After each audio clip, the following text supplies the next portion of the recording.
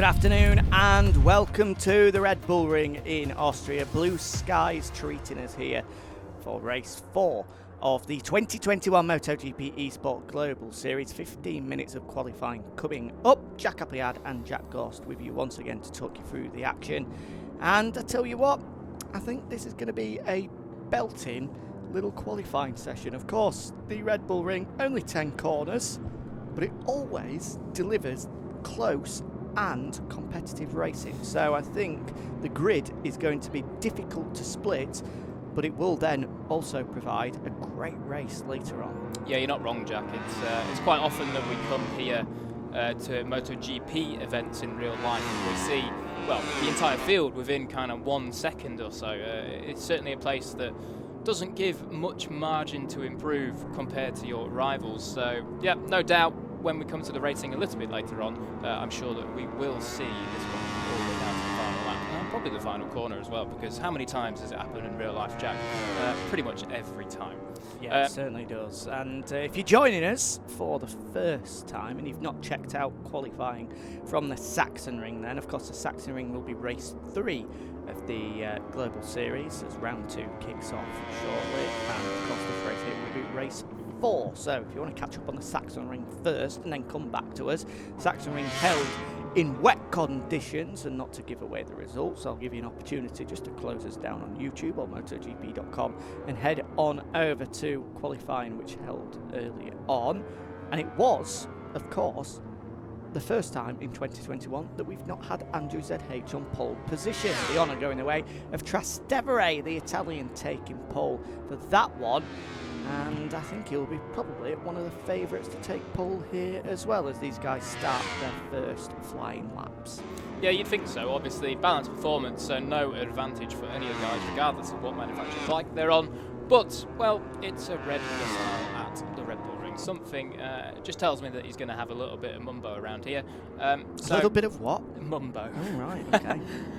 So anyway, coming on to the first flying laps and through the first split, we watch Trastevere now. Coming down into turn 4. This is one place where, particularly in this game, MotoGP 21, they've got to be careful with those front brake temperatures. We do know that in real life it causes a bit of a problem here, and a lot of guys do run on into the gravel, and certainly that's what they need to do as well here. They need to watch out for that certain scenario. Oh, Trastevere's took the front going into turn 6 on his first flying lap, so that one's going to be scrapped from the record, and he'll give it another go. I'm sure he'll maybe go and make a couple of setup tweaks now and see what he can do just to improve the feeling with that M1. So then, looks as though the first few guys that are going to be crossing the line, I think it was Christian first to cross the line on the Suzuki.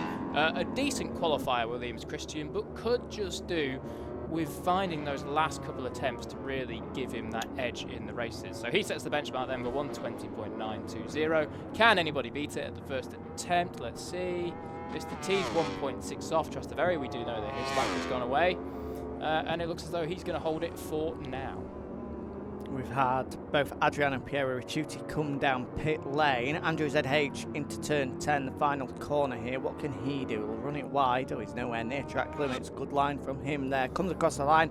Andrew ZH goes second. Half a second adrift of Williams Christian. Great start for the Suzuki man. And I tell you what, he needs a big result here because he's start to life in 2021 for a man that's a multiple race winner. He's been in the championship hunt on a number of occasions, but race 1 and race 2 of 2021 for the Suzuki man saw him finish 6th in the first one, 5th in the second one. He would have been disappointed with that because normally he's a very consistent podium runner. Yeah, and I do believe he was 7th as well in the first race this evening, race 3 of the Global Series, so he'll certainly be looking to improve because that's not particularly where we expect Williams Christian to be. Obviously finished second in the world once before, so he's a man that runs right at the front, and it's just not quite where we know that Williams Christian can be. So Trastevere then, he's on a PB lap, and just as I talk about him, he dives right into pit lane. Obviously not too happy with how that one was going anyway. Let's not forget, of course, that Williams Christian was really the man to beat here the last time we came in 2020. I remember a fierce battle with both Adrian and himself, and the pair were inseparable. They were league above the rest. So it shouldn't be a surprise to see him up there challenging at the top once more. So let's see if he can continue that form into the race. Good to see Joel Clay having another good qualifying session at the moment. I'm sure he's got a little bit of time under his belt. He's 8 tenths back at the moment, but he qualified 4th on the grid for the first race this evening at Sachsenring in the wet. We wonder if he can do it in the dry again. Obviously the wet conditions are a little bit tricky. I think that was Christian just getting out of the way all the way on the grass there as Piero came firing through. Coming up to the first split now, and he's under. So here we go, then we may get a little bit of action as we start coming down into the final 10 minutes of this session. The other man on the other Honda, Adrian, the world champion, he's PB through the first split, so not quite as good as his LCR counterpart, but I'm sure that he won't be too far behind anyway. Adrian, incidentally, needs a lap at the moment. He's 18.9 off. Obviously, his first lap, he must have had a couple of crashes there. And incidentally, I believe it was the Portimao qualifying session where he didn't get a lap in until it was like 3 minutes to go, Jack. So he certainly likes to leave things a little bit late in 2021. I think he's a bit of a perfectionist in the fact that he knows when a lap isn't there, and maybe it's a bit of a downfall as well, because I think it will catch him out at one point. If he feels he makes a tiny mistake which might lose him a 10th or 2, and he knows it's not good enough for pole, he's thinking, right, there's no point of completing this lap, when in reality it's better to be 4th on the grid or 5th on the grid than it is to be 10th or 11th by not setting a lap. So maybe it's something that he just needs to see the lap through, at least get something on the board like that, 4th. Good banker. And then he can build from there then. He knows he's got a little bit of a comfort buffer there if things do go wrong in the final 8 minutes. At least he's going to be in and around the second row of the grid, which is, as we've seen from Portimao earlier in the year, good enough. Yeah, certainly. As long as you're up there at the start, you can generally get your elbows out and mix it amongst the big boys as they come down into the final few laps. Ricardo Batara, then he jumps up from 11th all the way up to 3rd. 4 tenths off. I'll tell you what, it's quite surprising that lap time from Williams Christian right at the start of the session has lasted all the way till now with 7 minutes to go as provisional pole. I did think they would maybe better that one a little bit earlier than what they have. I'll tell you what, with a 1/4 of a second buffer on the next fastest man, Piero Ricciuti, who's on your screen right now, that may well hold till the end. But anyway, let's not count our chickens. Dark Bright is on an improving lap. Andrew ZH, the man on the Ducati, we said watch out for him. He is on a red sector coming through sector 1 then. So it seems that Williams Christian's 1:20.920 is just starting to come under attack. Here we go then, Trastevere into the final sector here at the Red Bull Ring. Turn 9 and 10 ahead of him. Flicks it right through turn 9. This is an important lap for Trastevere. Where's it going to put him? Into turn 10. Make sure you don't exceed track limits there. All line astern stuff. Just clips the green, but he gets away with it. 6, now 7 for Trastevere, with Jack Hammer improving as well. Let's keep our eye on Andrew ZH, the Ducati man.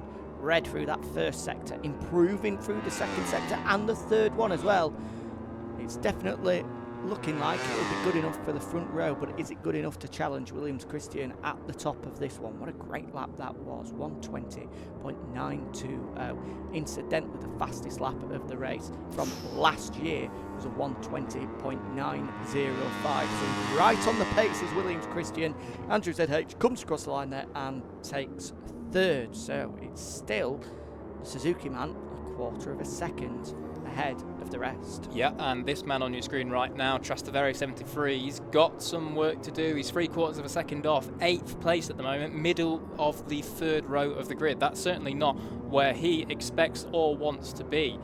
So the Yamaha then looks as though he's got a little bit of time to find whether it's set up or particularly that he's just not particularly flowing with this track. We'll have to ask him and find out, of course, but Trastevere really needs to find a good lap, and this lap certainly isn't going to do it either. 3 grey sectors, so no improvement coming on this one, as he actually does just dive into the pit lane. Yeah, there's going to be a bit of a lull here, I think, with 5 minutes to go. The guys will all be coming down pit lane, putting new rubber into the rear of their machines as they go out again and look to gun for pole position. Here's Ricciuti following. Is that Adrian? It is. The 2 Honda guys working together here. Ricciuti at the moment, the closest rival to Williams Christian. Adrian's pulled out of this one. Just looking at Ricciuti here, is he building up to start a flying lap? It looks like he may well be into the final corner here. So we'll keep our eye on the LCR man. Is this going to be the lap that can take top spot away from Williams Christian? He starts this flying lap and he's into the opening corner here, with Adrian behind also warming up onto a fast lap as well. He has a big bobble over the curb at turn 1 there, weaves from right to left to try and keep that front wheel down as much as possible, to try and hold as much drive as possible as well. Hard onto the brakes into turn 3, a tricky braking area here. So easy to lose the front just like that, and I promise that wasn't planned as well. Certainly not, and that was very, very Marc Marquez-esque from Q2, I do believe, when he did that here in the Red Bull Ring as well on the first weekend. So certainly taking one out of the page of Marc Marquez there, but not the page that he wanted. Fuchs then, this is good. This is good from the Yamaha man. Obviously Fuchs generally somewhat down the order. He's still very, very fast. Last year actually, when he was in the qualifying stages, I think he scored maximum points, so he's certainly got the 1 lap pace. Just hasn't quite been able to find it in the Global Series, but if this lap is anything to go by, let's hope he can jump up into those top 2 rows on the grid and make a bit of a charge at it this time. Yeah, I don't think anybody would begrudge that as well, because he's a great, great lad, is Fuchs. Very, very likeable. He actually is quite the designer as well. So in the MotoGP game, you can design your own numbers, your own helmets and the rest as well. And Fuchs is actually the man that designs a lot of it for a lot of the riders out there. He's a bit of a dab hand, that sort of stuff, and he does a great job for a number of the riders out there. So he's well liked by a lot of the people out there, as he is by us as well, and he jumps up to 8th, only 3/4 of a second adrift. That's a good performance from the Brazilian. Yeah, that's not bad at all. He's in established company there with Trastevere and the rookie sensation at the moment, Jack Hammer. So yeah, certainly not bad at all from Fuchs. This man, 4th will do, but I imagine that he wants a little bit more. We do know that he's had 2 pole positions already this year, so certainly a 3rd one will, well, just sweeten the deal a little bit for him, particularly at the Red Bull Ring, a place where Ducati does go very well indeed. And it looks as though he's going to go for it right now, just coming down with just under 3 minutes to go. And Andrew ZH, he's wound the wick up on that Ducati and he's fired it out in the final corner. And this may well be the lap we'll see in just under a minute and a half's time. Yeah, time ticking by now, just 2.5 remaining. Trastevere was on an improving lap. That has gone away through the 2nd sector. And this is a disappointing performance from Trastevere here. He needs to find something in these closing 2 minutes if he wants to challenge at the top. Just like Andrew ZH is going red through the 1st sector. He's about to go through that 2nd intermediate point very shortly. Onto the brakes, downhill at turn 4. Probably for me the trickiest part of the circuit. So difficult to get it bang on there. Very easy to brake just a fraction too late, and as soon as you realise you're in the gravel trap. It's gone away from him through that 2nd sector, a grey sector there, so he's not on an improving lap, which isn't ideal for him. He is able to pull it back though through this 3rd and 4th sector if he manages to find something quite magnificent out of the hat. Down the back straight then, onto the brakes into turn 9, and he is improving, so this could be good enough for the front row here for the factory Ducati man. Continue his run of 4 consecutive front row starts if he can jump up there. Here he comes across the line momentarily. Andrew ZH goes from 4th to stays 4th, so not the improving lap time he was hoping for. Trastevere, meanwhile, we've given him the big up. We've told him he needs to pull his finger out, and that's exactly what he's doing. Red through the 1st sector. Is this going to be the lap that sees the 2-time champ move up? And once again, just like last time, it's gone away for him through that 2nd sector. Mr. TFTW looks like he got it a little bit crossed up there through turn 9. Through turn 10 comes the Aussie. Gets it onto the fat part of the tyre, drives it towards the start-finish line, and he improves. It remains 1.5 seconds adrift. So Trastevere will concentrate on him. He is improving here.